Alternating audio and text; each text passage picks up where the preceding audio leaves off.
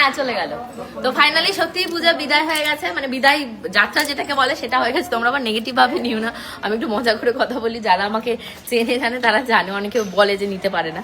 তো যাই হোক পূজা এই পাশ থেকে চলে গেছে। আর হলো কি আমরা তখন আমার ক্যামেরা অফ হয়ে গেছে, মানে চার্জ ছিল না, একটু টাইমই পাইনি, সকাল থেকে রাত থেকে এত টায়ার্ড, এত গোছানো। তোমাদের লিটিল গোল্ড এখন ঘুম থেকে উঠেছে, চলো ঘরের অবস্থা কি তোমাদের চটপট দেয়।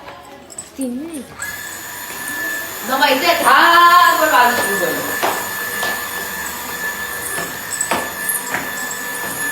এখন দুপুরে রান্না বান্না হয়ে গেছে, যেহেতু ওরা গেছে ওদেরকে ভাতটা রান্না করে দেওয়া হয়েছিল, তাই গরম গরম খাবার দাবার সবই মানে মোটামুটি নামানো আছে। আর সকালবেলা দুধে খাইয়ে দিয়েছে, আমরা খাওয়া হয়ে গেছে। আমরা চপ্পলটা কোথায় রাখলাম? চপ্পলটা ওটা মনে হয় নিচে। তখন থেকে আমি বুক করে ও এখনো ওই জায়গাতেই টিকিট করছে। 20-25 মিনিট হয়ে গেল। ক্যান্সেল করে দাও।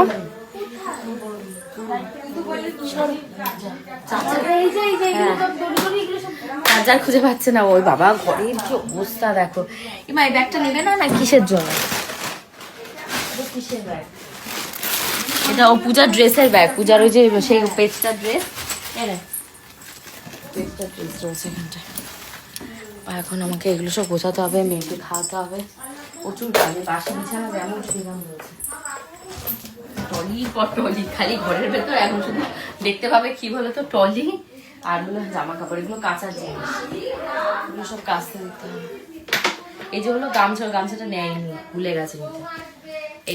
এইটাও মনে হচ্ছে ওর, এইটাই সমস্যা হয়, মানে ওদের হাফ জিনিস আমার সাথে চলে যায়, আমার কিছু জিনিস এখানে থেকে যায়।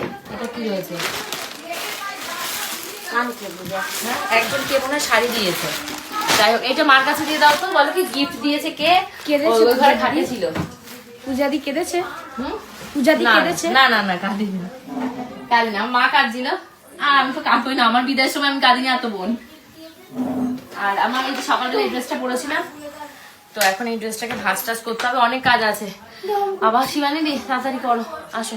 এই বিছানা চাদরটা এবার পাল্টাতে হবে, মানে এত দলা মাছরা হয়েছে। কালকে রাত্রে ভেবেছিলাম বিছানা চাদরটাকে পাল্টাবো, বাট মাম্পি বললো এখন আবার এই বিছানা চাদর পাল্টবি।